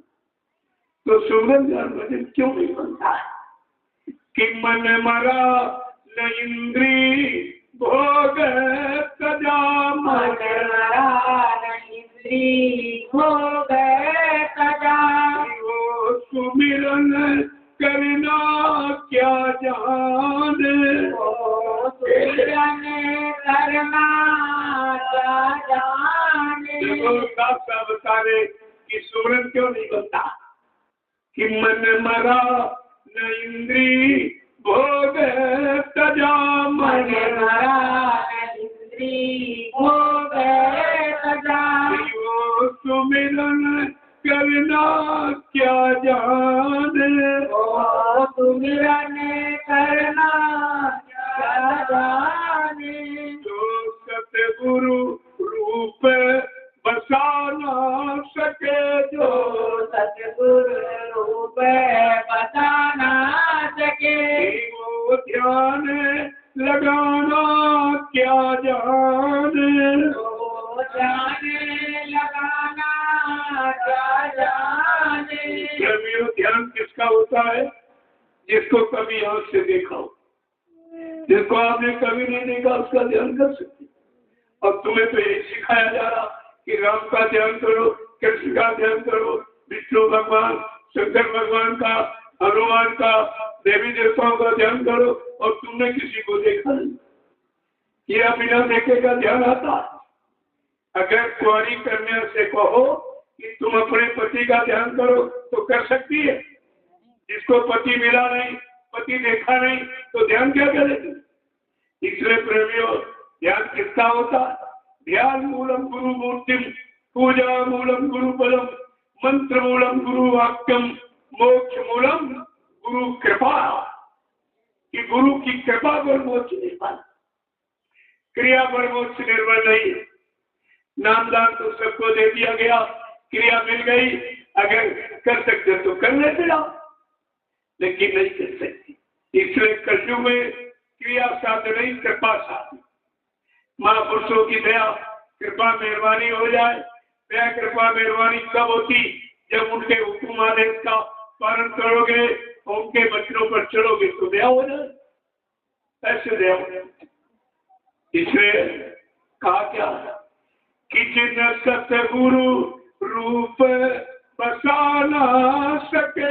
जो सतगुरु रूप बता ना सके। वो ध्यान लगाना क्या जाने। वो ध्यान लगाना क्या जाने। भगवान राम से जब जनकपुरी में गुरु विश्वामित्र ने कहा, उठो राम भंजो से चापू, मिटो ताप जनकपुर ताप। जब ये आदेश दिया तो राम ने किसका ध्यान किया? क्या ब्रह्मा विष्णु महादेव का ध्यान किया? क्या और कोई देवी देवता का ध्यान या किसी और की कोई भगवान के नाम का ध्यान दिया था? क्या लिखा है कि गुरु ही प्रणाम ये मन कीरा, और तब राघव उठाए धनुलीना। गुरु ने अपने गुरु भगवान राम ने अपने गुरु को प्रणाम किया, गुरु के याद किया, जय गुरुदेव जय गुरुदेव, अय गुरु महाराज हमारी जय। पर तुम्हारे हाथ आपने आदेश दिया है, शक्ति आपको देनी होगी, आपकी शक्ति के बल से ये काम हो जाएगा। कहते मेरे पास तो कुछ नहीं, नहीं विद्या नहीं बाहुबल नहीं खड्डन के दाम और मोसे पति पसंद की तुम बता दो। कहते मेरे पास तो कुछ नहीं है, आपकी दया आपकी कृपा हो जाए और मिल जाए तो ये काम हो जाएगा। प्रेमियों धनुष राम ने नहीं तोड़ा, धनुष गुरु विश्वामित्र की दया से उनके बल से टूटा था। ये गुरु बल है, ये गुरु बल से इतना बड़ा काम हो गया जनकपुरी में जो कोई नहीं कर पाया। आपको तो सद्गुरु मिले कौन सा काम नहीं हो सकता, सारा संभव हो जाएगा अगर सद्गुरु की महिमा आप जान लो और समझ लो। लेकिन आपने तो सद्गुरु को ठुकरा दिया, कैसे मर के चले गए। तो दया कौन करेगा? कौन दया करेगा? कौन शक्ति ताकत देगा? कौन तुम्हारी जीवात्मा को बल ताकत दे के खड़ा करेगा? और कौन किसके पास नाम बेड़ा नाम जहाज जिस पर बैठा कर तुम्हारी जीवात्मा को घर पहुंचाएगा? यह सब आपको समझना चाहिए। लेकिन कुछ भूल गए। आगे क्या करें कि जो सुरती साथ से जुड़ ना सकी, जो सुरती साथ से जुड़ ना सकी। अंतर का तराना क्या जाने। अंतर का तराना क्या जाने। कहते घन घमंड नवगर्जित घोरा, बियाहीन जनपद मनमोरा। कितनी घना घोर आवाज बादल के रखते हैं, मेघ जैसी कितनी बड़ी आवाज हो रही, ये सब आपको नामदान के वक्त बताया गया। जब ऐसी आवाज होती है, कहते पियाहीन, अगर प्रीतम रखवाला कोई स्वामी रक्षा हिफाजत करने वाला नहीं तो डर लगता। जीवात्मा सूरत रूप को क्या कह रही है? बिना सच्चे पिया प्रीतम की, बिना सद्गुरु दयाल के मिले ये आवाज भयानक लगती है, अच्छी नहीं लगती। जब सद्गुरु मिल जाए और इस आवाज का परिचय दे दे, ये आवाज इस लोक की है, इसी लोक से तुमको जाना है। इस लोक में जब तुम पहुंच जाओगी, जब आवाज मिलेगी तो तुमको ये सच्चा प्रमाण मिल जाएगा कि मैं सही रास्ते से जा रही हूँ। तब तो आपको प्रेम होगा उस आवाज। अगर कोई रक्षक रखवाला नहीं है तो आपको भय लगेगा। तो स्वामी महाराज गृहस्थ करते कितनी इशार गर्भित, कितना गुण रात करके इशारा किया कि नव कैसे कैसे धन घमंड नव गर्जत हो रहा और पियाहीन जगत मत हो रहा। कोई मालिक नहीं, कोई रक्षा करने वाला, हिफाजत करने वाला नहीं, तो मुझे आवाज का डर लग रहा है, भयभीत हो रही जीवात्मा। अगर सच्चा सद्गुरु मिल जाए, इस आवाज का परिचय नामदान के वक्त पहले ही करा दिया जाए, तो फिर जब ऊपर चलोगे मंडलों में आवाज मिलेगी तो आपको शांति होगी कि ठीक जो बताया था मैं सही रास्ते से जा रहा हूँ। और जब आवाज मिल जाए तो पता चलेगा कि मैं इस दुकान मंडल पर आ गई हूँ, तो खुशी होती। जानकारी में खुशी, अज्ञानता में डर लगता। तो वो सब जानकारी रामचरित मानस में भरी पड़ी, लेकिन कोई तुम्हें सिखाने वाला, कोई भगवान का राज रहस्य बताने वाला नहीं। सुनाने वाले तो मिले, गाने बजाने वाले मिले, भाषण की प्रवचन करने वाले मिले, और दान दक्षिणा रुपया पैसा सामान लेने वाले मिले, लेकिन ज्ञानी जीवात्मा को जगाने वाले, परमात्मा से मिलाने वाले वो संत महापुरुष नहीं मिले। अगर वो मिल जाते तो आपका काम हो जाता। देखो कितनी भूल भटक हम सब बैठे हैं, ये भूल भटक देखकर लाज दया कोमल सी श्रद्धा संतों के अंदर ये दया उठी, वो कोमल सी स्वभाव वाले उन्होंने अपनी जीवात्माओं के दुख दर्द को दूर करने के लिए बिना बुलाए मृत्यु मंडल पर आ गई और अपनी जीवात्माओं को जगाने लगे, सही सच्चा रास्ता बताने लगे। लेकिन कहा ये रास्ता वहां नहीं। हाँ, जो लिए किताबी ज्ञान फिर जो ये किताबी ज्ञान फिर वो सूरती जगाना क्या जाने, ओ सूरती जगाना क्या जाने। आप 4 वेद का 18 पुराणों को रख, गीता रामायण बाइबल पुराण तो उनको साफ सबको रटा लो। क्या किताबें रखने से भगवान ने, या किताबें पढ़ने रखने से जीवात्मा जाग जाएगी? इतनी भी तो समझ अभी तक नहीं आ पाई। साफ साफ शब्दों में महापुरुषों ने कहा कि जो लिए किताबी ज्ञान फिर जो लिए किताबी ज्ञान फिर वो सूरती जगाना क्या जाने, ओ सूरती जगाना क्या जाने। ताते चेते करो सत्संगत, ताते चेते करो सत्संगत। गुरु वचन को सब माने, गुरु वचन को सब माने। ये सत्संग सार है जीवन का, सत्संग सार है जीवन का। ये जीव बिचारा क्या जाने, ये जीव बिचारा क्या जाने। सत्संग की संसित कर मूला, और जब कई संत ये होए अनुकूला। कहते हैं सत्संग संपूर्ण शंकाओं का समाधान करने की दवा है, लेकिन जब संत तुम्हारे अनुकूल हो, कौन किसके अनुकूल होता है? जो जिसकी बात मानता है, इसके वचनों पर चलता है, वो उसके अनुकूल हो जाता है। और आप प्रतिकूल जा रहे हो, अनुकूलता नहीं आपके पास, तो ये काम तुम्हारा कैसे होगा? कितनी बड़ी बात। देखो कहा कि बिना भक्ति के शक्ति नहीं, बिना शक्ति के युक्ति नहीं, और बिना युक्ति के मुक्ति। ये मुक्ति पाने के इतने रास्ते, इतनी स्टेजें हैं, और सब स्टेजों पर जब आप चलकर क्रॉस कर जाओगे तो मुक्ति पाने के अधिकारी बन जाओ। वैसे मुक्ति ऐसे किसी को नहीं मिलती, किताबें पढ़ने से थोड़ी। मैं आपसे एक बात पूछूं, अगर गधे पर 4 वेद 6 7 18 पुराण ला तो गधे को कोई विद्वान कहेगा? कहेगा कोई विद्वान? जो इन शास्त्रों को केवल रटे बैठे लोगों को सुनाने के लिए, सुनाकर रुपया पैसा दान दक्षिणा लेने के लिए, क्या ये परमात्मा की प्राप्ति करा सकते? आपको ये सब विचार करना।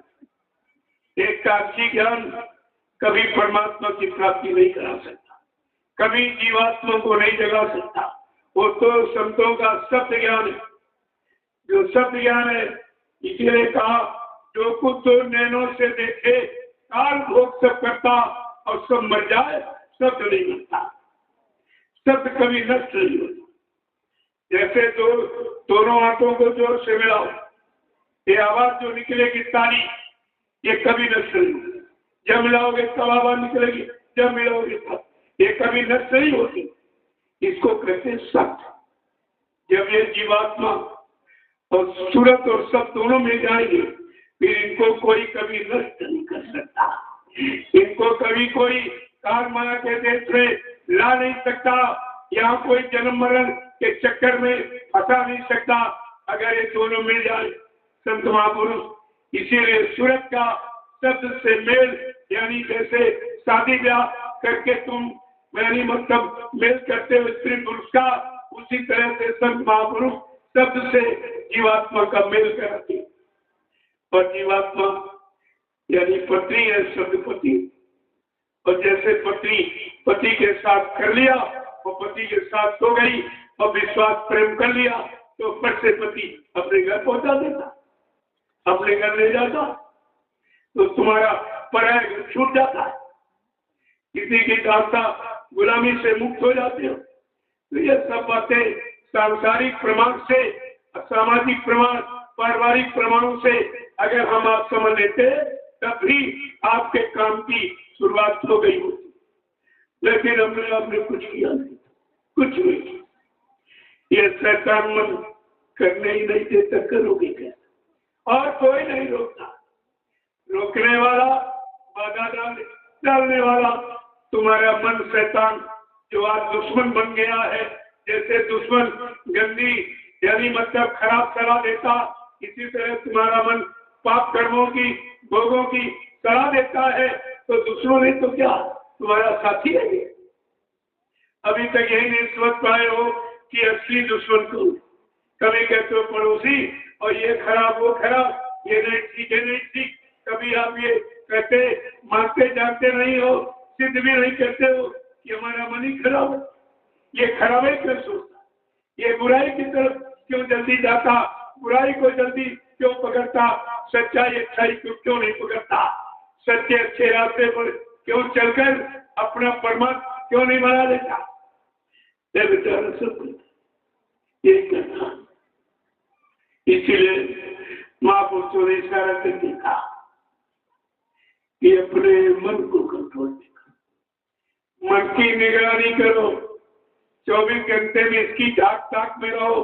कहीं खराब यानी कर्म की तरफ तो नहीं जा रहा, गंदे खान पान की तरफ नहीं जा रहा, कहीं गंदे पाप कर्म भोगों की तरफ तो नहीं जा रहा। अगर आप ये निगरानी करते रहे तो फिर ये मन खराब जगह नहीं जाएगा, धीरे धीरे खराबी से अलग हो जाएगा। तो महापुरुषों ने क्या कहा, अरे मन, देखिए कैसे समझाते, क्या समझा देते हैं। अरे मन, सतगुरु की बात मान ले, सतगुरु की शरण में चला जा। तेरे सारे बिगड़े काम, तेरी सारी बिगड़ी आदत, ये पाप कर्म भोगों तक जाने की, ये सब ठीक हो जाए। कितनी बड़ी बात कह के समझा दिया। अरे मन एक सतगुरु का साथ विषयों से दूर हो रे। अरे मन छोड़ दे विषयों का साथ, सतगुरु के संग लाग रे। अरे मन छोड़ दे विषयों का साथ, सतगुरु के संग लाग रे। अरे मन छोड़ दे विषयों का साथ, सतगुरु के संग लाग रे। कितने समझा के कहते, कितना समझा के कह रही, कितना समझा सब कुछ नहीं कहा। कितना समझा के कह रहे कि अरे मान छोड़ दे विषयों का साथ, सतगुरु के संग लागे रे।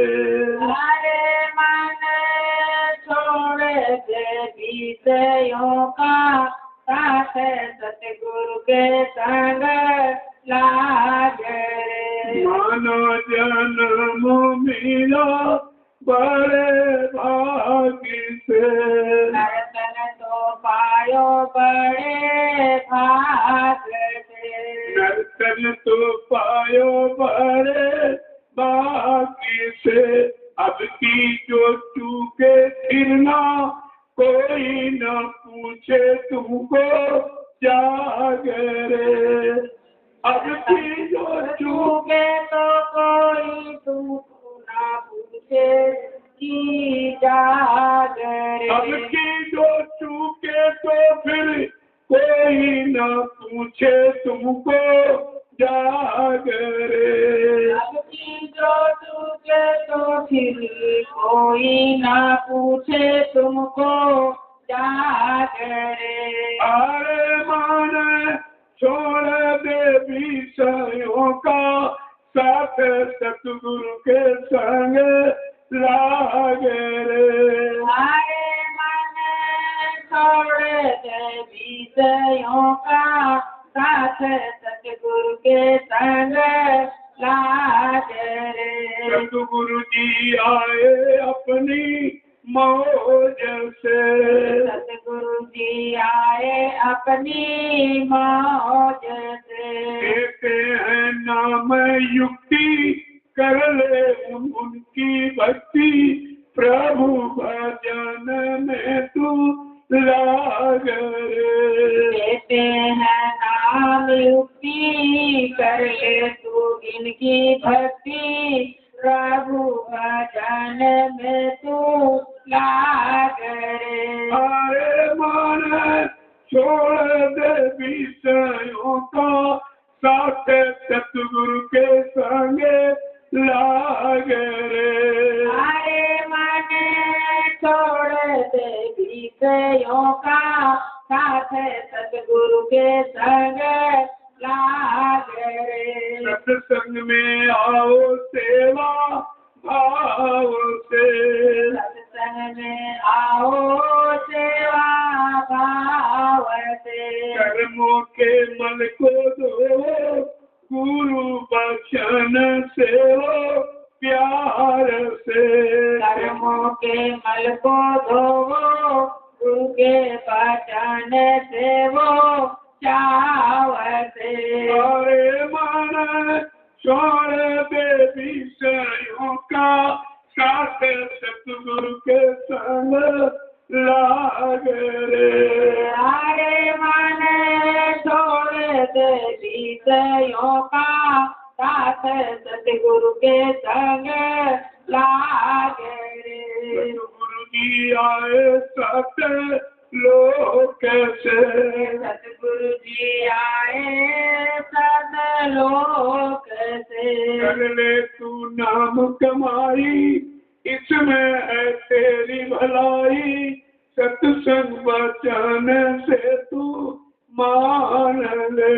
कर ले तू नाम कमाई इसमें है तेरी भलाई, सत्संग वचन तू मान ले। अरे मान छोड़ दे विषयों का साथ सतगुरु के संग लाग रे। अरे मन छोड़ दे विषयों का साथ सतगुरु के संग लाग रे। जय गुरुदेव,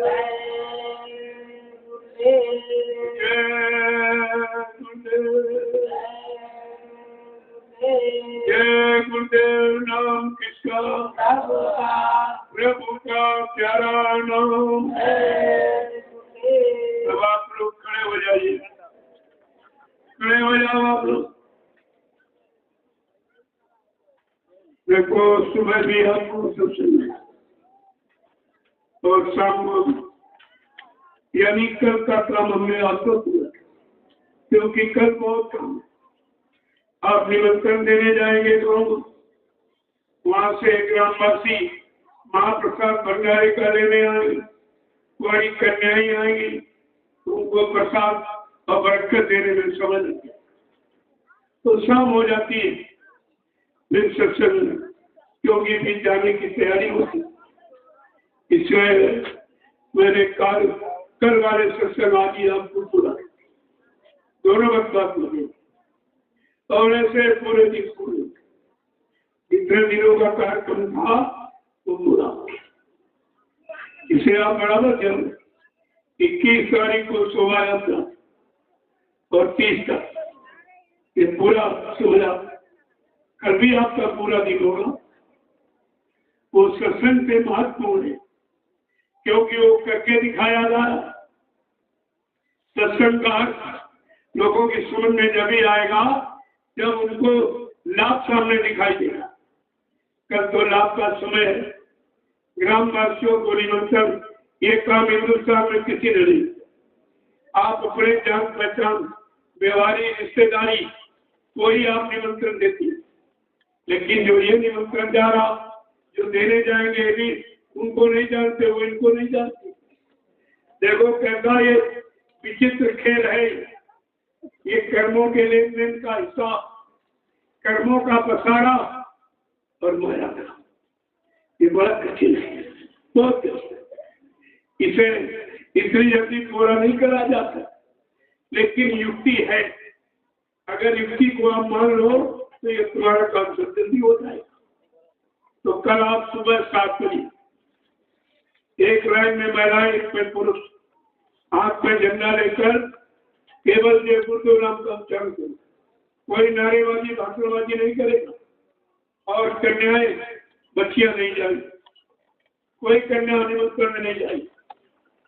तुमको यही रहना और यहाँ भंडारे की व्यवस्था देखो, क्योंकि जितने लोग तुम हो तो हो ही, और एक ग्रामवासी आ जाएंगे, भीड़ बढ़ जाएगी।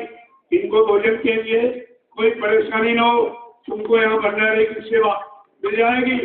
आप उधर घर पुरुषों को भोजन परोसेंगे और महिलाओं को। इस मर्यादा का हर जगह ख्याल रखें, तो भी काम बिगड़ेगा नहीं। जब मर्यादा भूल जाओगे वही तुम्हारा काम बिगड़ जाता, व्यवस्था बिगड़ जाती, व्यवस्था बिगड़ जाती, परेशानी आ जाती। कल तो आप जब इसे लोग देखेंगे तो इस दृश्य को देखकर चकाचौंध हो। ये तो काम हिंदुस्तान क्या इस धरती पर कभी किसी युग में नहीं किया कि ग्रामवासियों को निमंत्रण दिया हो और कुंवारी कन्याओं को प्रसाद और बरकत दी। ये काम किसी ने किया नहीं। तो काम आपके सामने करके दिखाया और संभव को संभव, यही दिव्य अलौकिक विलक्षण महापुरुष का काम है जो आपके सामने हो रहा है। और वो किसी के द्वारा करा दे वो तो उनकी मौत मर्जी की बात है।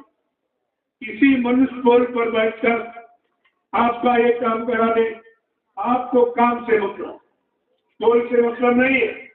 जैसे पोल खम्मा और तार वायरिंग ये सब होती है, आपका मतलब केवल बिजली से होता है। हमको लाइट उजाला मिले कैसे भी आए हो, तो आपका ध्यान तो फल प्राप्ति की तरफ होता।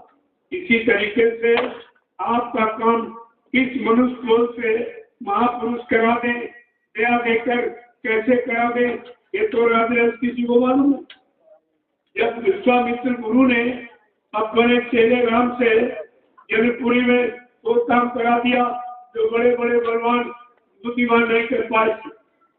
ये गुरु की महिमा, वो किस तरीके से अपने शिष्य अपने भक्त मुरीद फॉलोवर से सब कैसा काम करवा दे, ये तो उनकी मौज मर्जी की। और उसी बोल के का महत्व होता, फिर उसी की पूजा शुरू हो जाती। गुरु अपनी पूजा नहीं कराता, अपने भक्त। यही तो बात आपको समझनी चाहिए। क्या गुरु की पूजा कोई कर रहा? विश्वामित्र वशिष्ठ के नाम का कोई मंदिर नहीं, कोई मूर्ति नहीं, कोई पूजा नहीं करता, पूजा राम की हो रही। जबकि विश्वामित्र वशिष्ठ ने ही राम को पूजा के योग बुला दिया। ऐसा काम करके दिखा दिया कि जो जयपुरी में कोई नहीं कर पाया, जब वो कार्य को कोई नहीं कर पाया, असंभव को संभव गुरु विश्वामित्र ने अपने चेले राम से करवा दिया।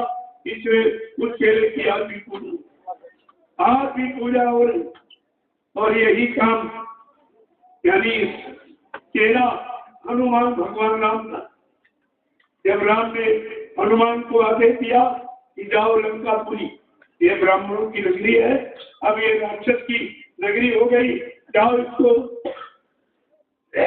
सही मानवीय भोजन यानी शाकाहार का प्रचार करो और सच्चे धर्म कर्म की बात और मेरा संदेश रावण को दिया।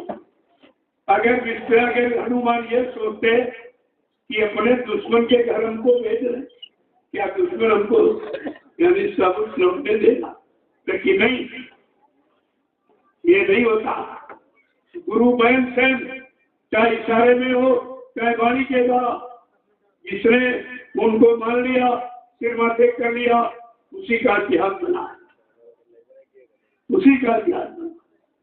मात पिता और गुरु की वाणी, विनय विचार करो शुभ जानी, इसमें अपना कोई विचार, अपना मन ग्रहण, कोई भी भाव पैदा मत करो। जो आदेश दिया, आदेश देने वाला वो सब कुछ देखता है, सब कुछ जानता है, सब कुछ समझता है, तब आपको आदेश देता, लेकिन बात तो आप समझ नहीं पाते। तो हनुमान की पूजा हुई, अब वहाँ कोई नहीं कहता उसी मंदिर में राम की पूजा, उसी में बराबर की हनुमान की पूजा। कोई नहीं कहता अरे भाई ये राम के शिष्य है, इनकी पूजा क्यों करते, भगवान की पूजा करो। लेकिन नहीं, इसने भगवान अपने गुरु इस चारातिका के आदेश का पालन किया, उसकी हमेशा पूजा होती ही। ये तो नियम सिद्धांत बना होता, इसे आप कैसे मिटा लो, लेकिन तुम आदेश हुकुम का पालन तो करो। बाबा जी ने क्या कहा था कि राम कृष्ण की क्या पूजा हुई जो मैं तुम्हारी पूजा करा दूंगा। राम कृष्ण ने तो मार का हिस्सा खून खराबा किया, मारे भय डर के लोग पूजा कर रहे, लेकिन मैं वैचारिक क्रांति के द्वारा देश दुनिया में वो काम करके दिखा दूंगा, तुम्हारी वो पूजा करा दूंगा जो राम कृष्ण की नहीं हुई। लेकिन बच्चा, तुम 60 बोरा ये फकीरी थे पहन करके कुछ तपस्या तो करो। कितने टाट पहन के तो उसे ये भी तो देखो, टाट पहने भी घूम रहे और कहते गुरु महाराज चले गए। इनको शर्म नहीं आती है, जिसने तुमको टाट पहनाया उसको कह रहे मर के चले गए, तो ये टाट उतरवाएगा कौन? फिर टाट का इतिहास, टाट की पूजा कौन कराएगा? इतनी भी समझ सूझे ऐसे पहले घूम रहे। ऐसे तो बैल पर भी 4 बोरा सर्दी में पहना डाल दिया जाता, तो क्या वो शिष्य हो जाएगा? बात को समझना चाहिए। जिस काम के लिए, जिस उद्देश्य की पूर्ति के लिए ये 4 वकील थे आपको धारण कराया गया, उसकी महिमा गौरव गरिमा है, ऐसे नहीं है। तो ये आपको सोचना चाहिए। जैसे स्त्री पति के नाम का श्रृंगार करती, वो पति का श्रृंगार होता। इसीलिए 4 बोरा आपने जो पहना है, क्या अपने माँ बाप के आदेश से, कि पत्नी के आदेश से, कि बेटों के आदेश से, या बिरादरी के आदेश से पहना? नहीं, कहते गुरु के आदेश। जब गुरु के आदेश से थे और गुरु के लिए पहना और गुरु के आदेश का पालन करने के लिए पहना, तो जैसे जब स्त्री का पति मर जाता वो विधवा हो जाती, फिर उसका श्रृंगार परिवार के लोग जबरदस्ती उतार देते हैं। ठीक इसी प्रकार तुमने गुरु के आदेश पर 4 बोरा पहना और गुरु ने पहनाया और गुरु के लिए पहना। अब कहते गुरु मर के चले गए, तो तुमको भी उसी विधवा स्त्री की तरह 4 बोरा उतार देना चाहिए। तुमको पहनने का अधिकार नहीं है। मैं आगे ये भारत की जनता तुम्हारा 4 बोरा नोट के फेंक देगी कि तू भी झूठा, तेरा गुरु भी झूठा। आप उस समय क्या करें? मैं तो अभी इशारा कर रहा हूँ, कुछ कह थोड़ी रहा हूँ, आपसे पूछना उस समय आप कर जाओगे, आप क्या जवाब देंगे, क्या बताएंगे आप? क्या गुरु की सत्यता, गुरु की गौरव गरिमा आप बता सकते हैं? तुम्हारे पास तो ये बताने का अधिकार ही खत्म हो गया। जय गुरुदेव, जय गुरुदेव, जय गुरुदेव। नाम किसका? प्रभु का प्यारा नाम, जोर से बोले, बोले, बोलना होगा, ठीक से बोले, डरते हरेंगे, सब कष्ट मिटेंगे, शांति मिलेंगे, सबके दाता, सबके मालिक, प्रेम से बोलो, नाम नहीं इंसान का, काम नहीं इंसान का,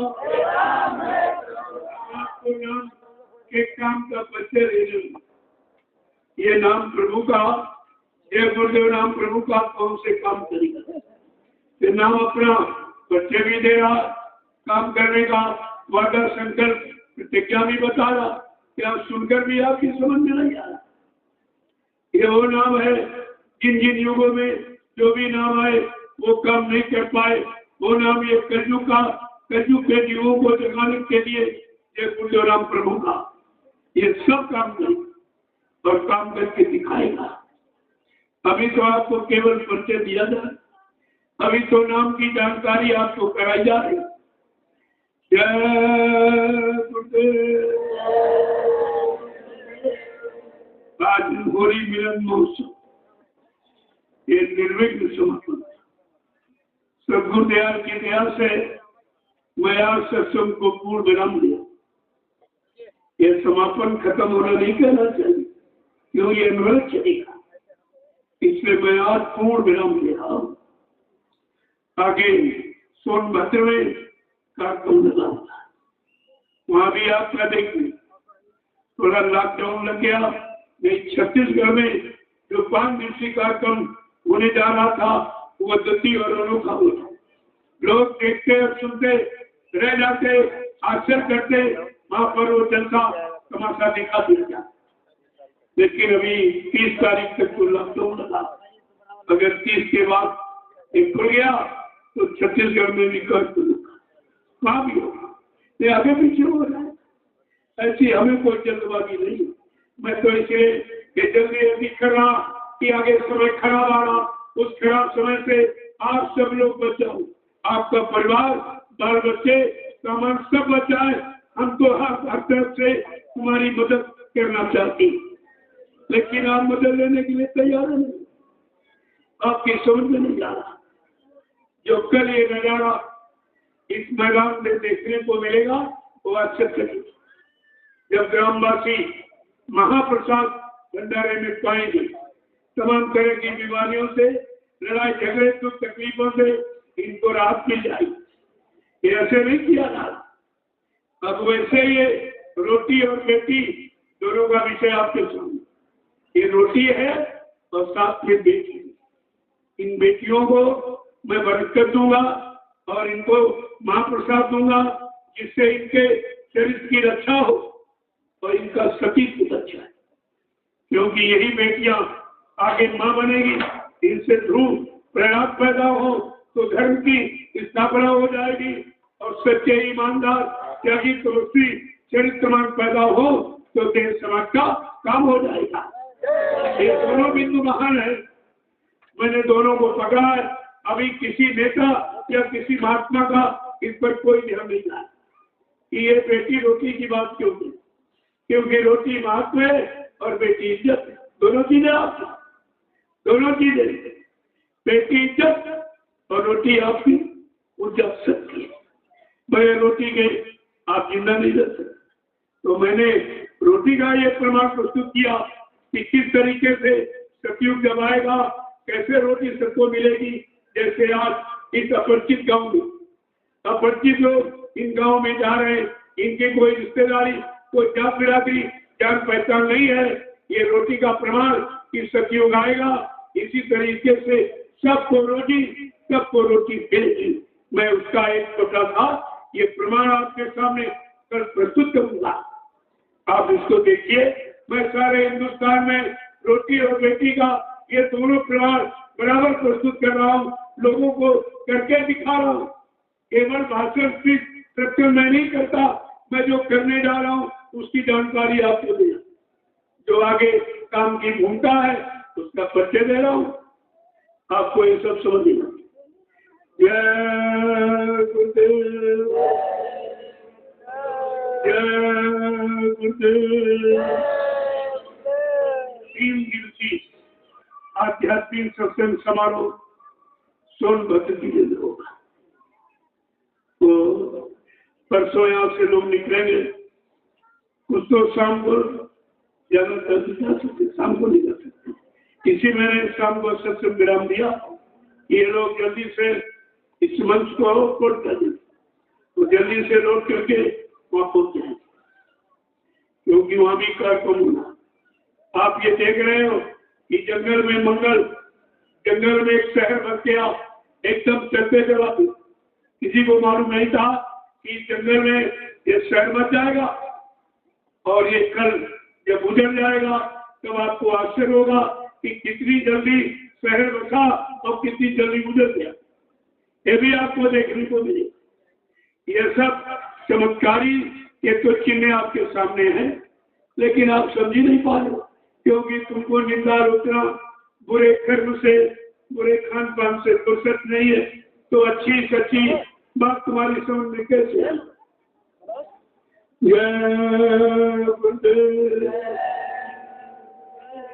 देखो इस मैदान का आपने प्रयोग किया, इसलिए यहाँ कोई गंदगी नहीं होनी चाहिए, और ये तीर्थ बन गया जहाँ 10 दिन सुबह शाम दोनों वक्त सच्ची आत्मिक पूजा और भजन इबादत किया गया हो परमात्मा प्रभु का, वो स्थान पवित्र हो जाए।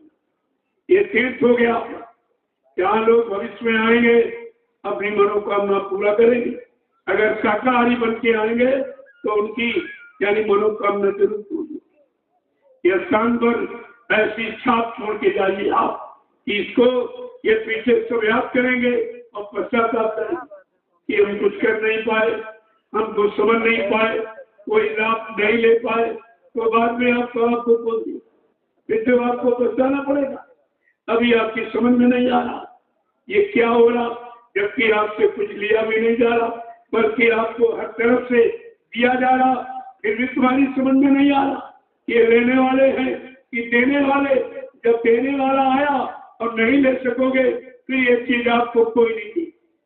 पैसा डालकर भी ये आपको मौत भी नहीं मिल सकती, ये चीज आपको मिलेगी तो संभाल के रखो, आप अच्छा रहेगा। अब मैं आपके दर्शन के लिए नीचे बैठ जाऊं, क्योंकि चलते चलाते आप सोच रहे हो दर्शन कर लूं, कुछ कह लूं, मतलब यानी तो सब काम आपके सामने होगा। अभी मैं बैठ जाऊंगा, आपका एक एक का दर्शन करूंगा, एक एक को प्रणाम करूंगा। इसीलिए कहता हूं कि लाइन से आप आइए, मैं सबका दर्शन कर लूं, सबको प्रणाम कर लूं और आपको होली मिलन महोत्सव का ये महाप्रसाद ये भी आपको मिल जाए। क्या होली पर कोई प्रसाद बनता? इतने दिनों से आप मना रहे हो, सतयुग त्रेता द्वापर 3 युग निकल गए, 5,500 वर्ष कलयुग के निकल गए, लेकिन किसी ने होली मिलन महोत्सव का प्रसाद बांटा है? दिया किसी ने? फिर भी तुम्हारी समझ में नहीं जाए। अरे जहाँ मिलता है वहाँ तो जल्दी लोग समझ लेते, जहाँ देने की बात हो वहाँ तो लोग पीछे हट जाते, जहाँ मिलने की बात तो आगे बढ़ के हाथ फैला के ले लेते, लेकिन तुम वो भी नहीं कर पा रहे हो। ये सब तरफ से आपको दिया जा रहा।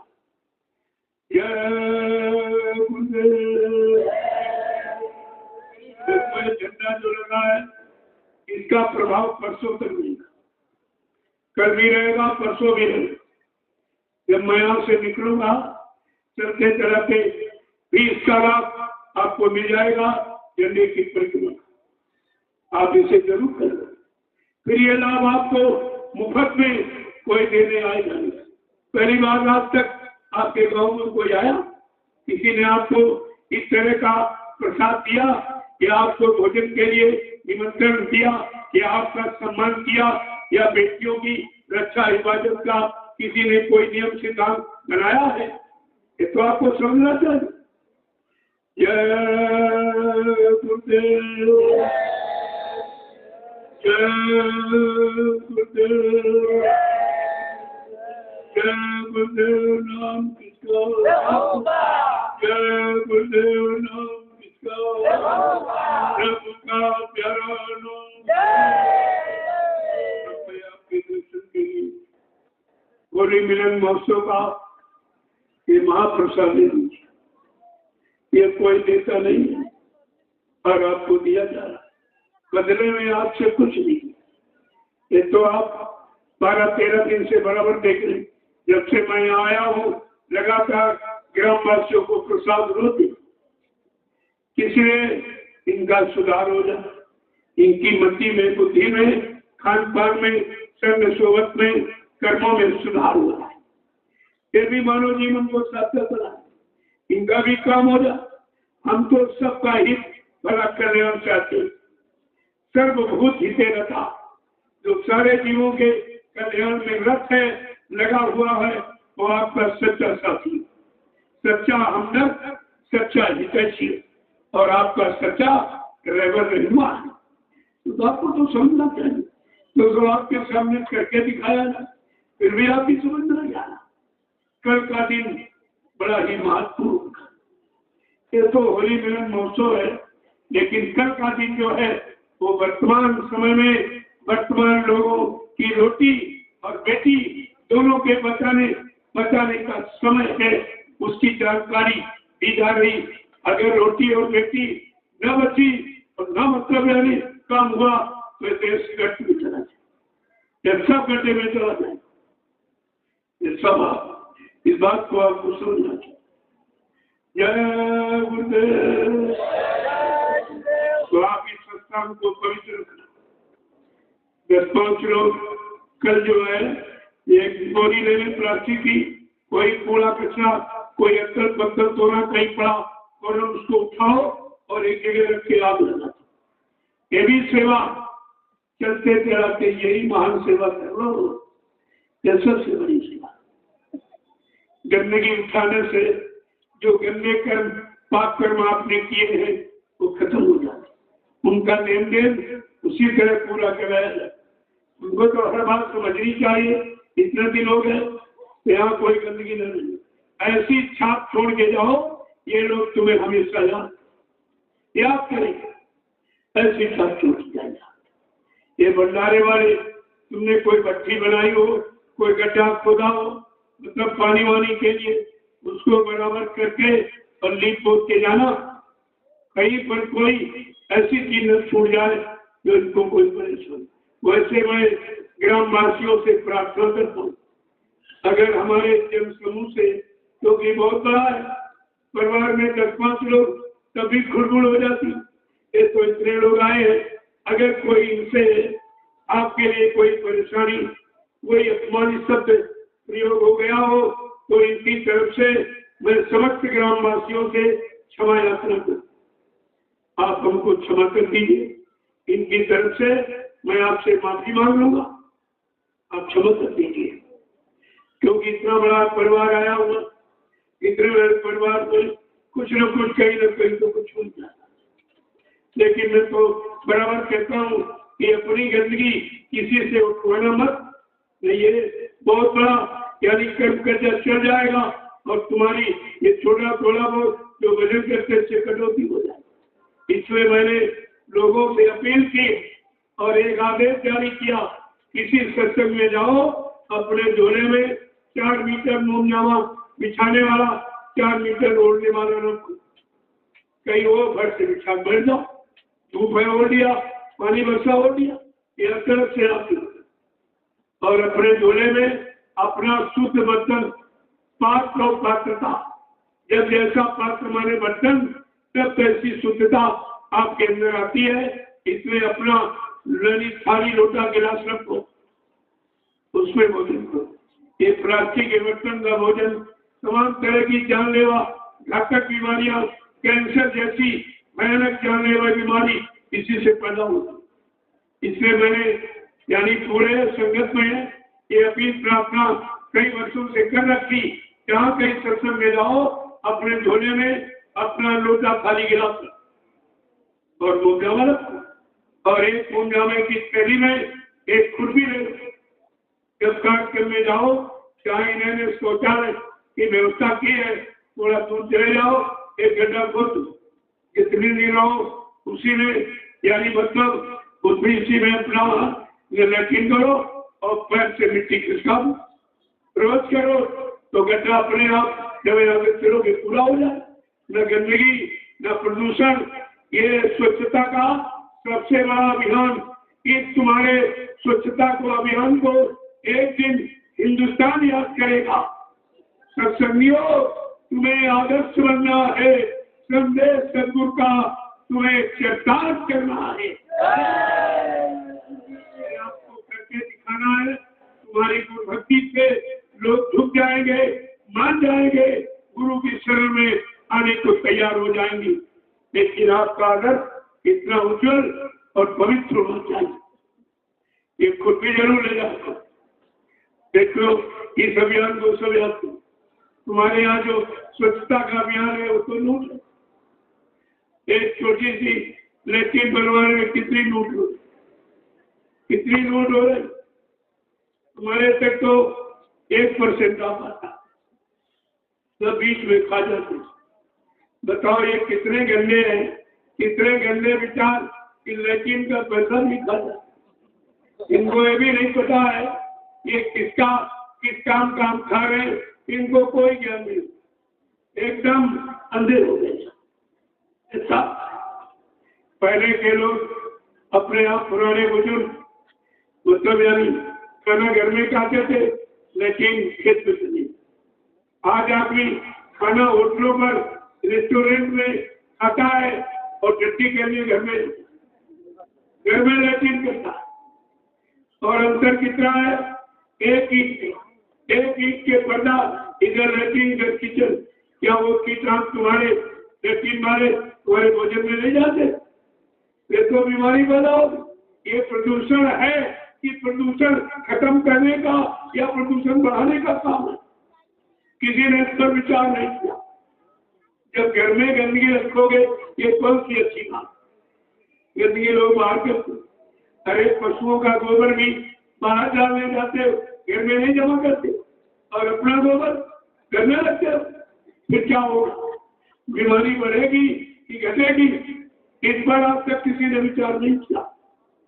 और जहाँ जल स्तर बहुत नजदीक 15 फुट 20 फुट पर पानी है और गड्ढा 15-20 फुट का लैट्रिन का बनाते, वो गंदा पानी उसी में चला जाता, जिससे स्रोत में तुम्हारा पानी पीने वाला उसी में मिल जाता, तो गंदगी और बढ़ जाएगी और बीमारी फैल जाएंगी। एक तरह से बीमारी फैलाने वाला अभियान, जिससे बीमारी हो, डॉक्टरों की जरूरत पड़े, दवाओं की जरूरत पड़े, सबका व्यापार शुरू हो जाए, ये सब उसी का काम हो रहा। और आप में इतनी जागरूकता नहीं, पढ़ाई लिखाई का कोई तुम्हारे मन मस्तिष्क बुद्धि पर कोई प्रभाव नहीं, आप समझ नहीं पाते, तो ये जानकारी आपको चाहिए। जय गुरुदेव, जय गुरुदेव।